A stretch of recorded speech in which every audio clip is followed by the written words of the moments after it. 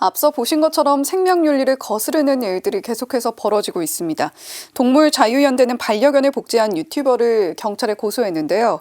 동물자유연대 조희경 대표와 스튜디오에서 더 자세한 이야기 나눠보겠습니다. 대표님 어서 오세요. 네, 안녕하세요. 예, 앞서서 한 유튜버의 반려견 복제 사건을 저희가 리포트로 보고 왔습니다. 저 역시도 반려견과 함께하고 있기 때문에 그 마음까지 이해를 못하는 것은 아닙니다만 지금 동물 복제 과정을 자세하게 들여다보면 복제 과정 자체가 동물 학대이자 또 생명윤리에 어긋난다라는 지적이 있거든요. 어떤가요? 자세하게 설명 부탁드립니다. 예, 그렇죠. 일단은 동물을 복제해낸다는 거는 생명윤리에 어긋난다는 기본적인 것은 정말 창조주의 그 어떤 그 창조 행위에 대한 도전이다. 저는 이렇게 생각을 하고요. 예. 그래서 늘 바벨탑에 비유합니다. 높은 곳에 오르고자 한 인간의 욕망 결국 문제가 될 것이다. 이렇게 생각해서 그런 거에 대한 부분 경종을 울려야 된다. 이렇게 생각을 하고요. 복제를 하기 위해서는 그 난자 채취를 위한 개와 그 다음에 대리모 개 두 마리의 개가 필요한 거예요.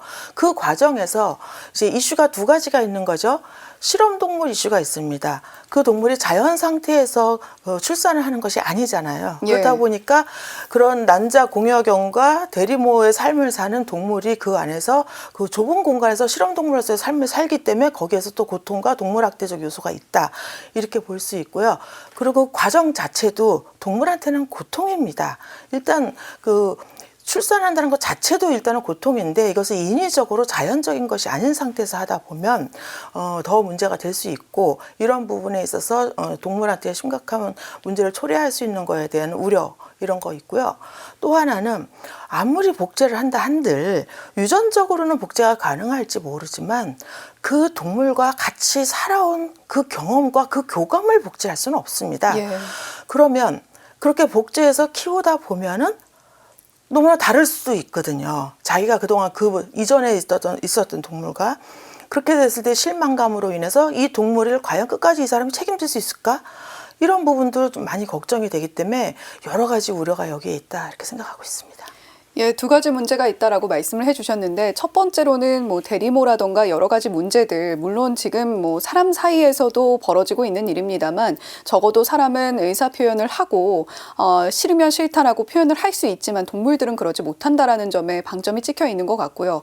자, 두 번째로는 저도 이렇게 답변을 듣다가 저희 제작진 여러분들께서 인이어로 껍데기 아니냐라고 이야기를 하셨는데 그 맥락인 것 같습니다.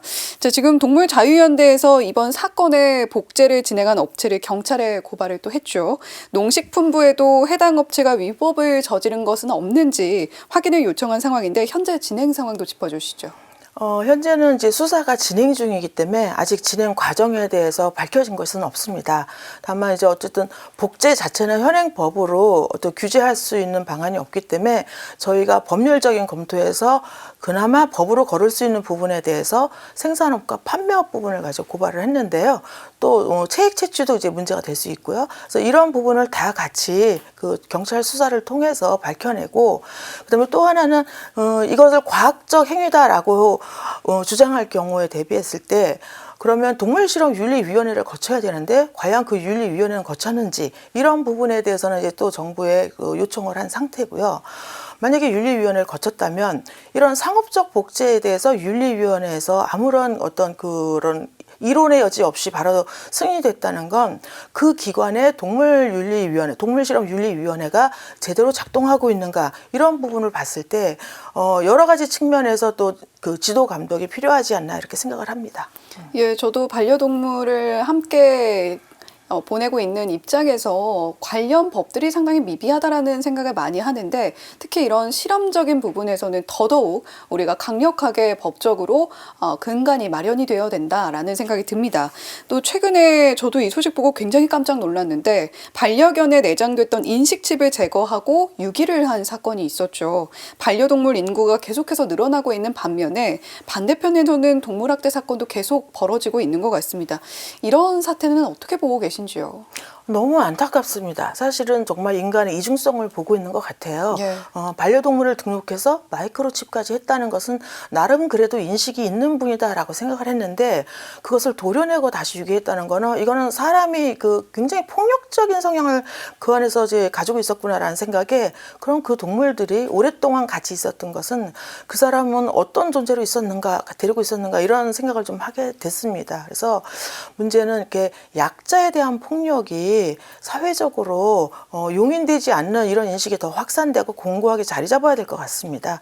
왜냐하면은 이게 단지 동물한테만 문제가 되는 것뿐만이 아니라 사실은 반사회적인 행위를 하는 사람들의 3대 유형이 있는데 그중에 이제 동물 학대가 하나 포함되거든요. 그래서 예. 이거는 사회적인 폭력의 문제로도 확산될 수 있는 부분이기 때문에 우리가 동물 학대 문제를 우리 사회가 좀 면밀하게 바라보고 예방할 수 있는 모든 수단을 좀 강구했으면 좋겠다 이런 생각을 합니다. 예, 함께하는 순간부터 가족이라고 인식을 해야만 우리가 아프고 병들어도 아무래도 인간보다는 수명이 짧을 수밖에 없는 반려동물이기 때문에 계속해서 함께 가고 책임져야 한다는 인식이 깔려 있어야 될 것 같은데요. 지금 이 순간에도 저희 스튜디오 이 백 화면에 나타나고 있는 철창 안에 갇혀 있는 강아지들의 모습이 참 안타깝게 느껴집니다. 약자에 대한 인식 자체의 문제다라고 이야기를 해주셨는데 동물뿐만이 아니라 인간 사회에서 약자를 보호하는 것이 동물 보호로도 함께 인식될 수 있다라는 이야기도 함께 전해주셨습니다. 지금 동물보호법이 미비하다라는 지적도 나오는데 어떤 부분이 개선돼야 한다고 보시는지요? 그동안 많은 노력과 시민들의 참여로 우리나라 동물보호법은 해외하고 견주었을 때 그렇게 많이 뒤처지지는 않습니다. 다만 우리 사법부와 그 경찰력 이런 데서 많이 지체가 되고 있어요. 그래서 솜방망이 처벌이 계속 이루어지고 있거든요.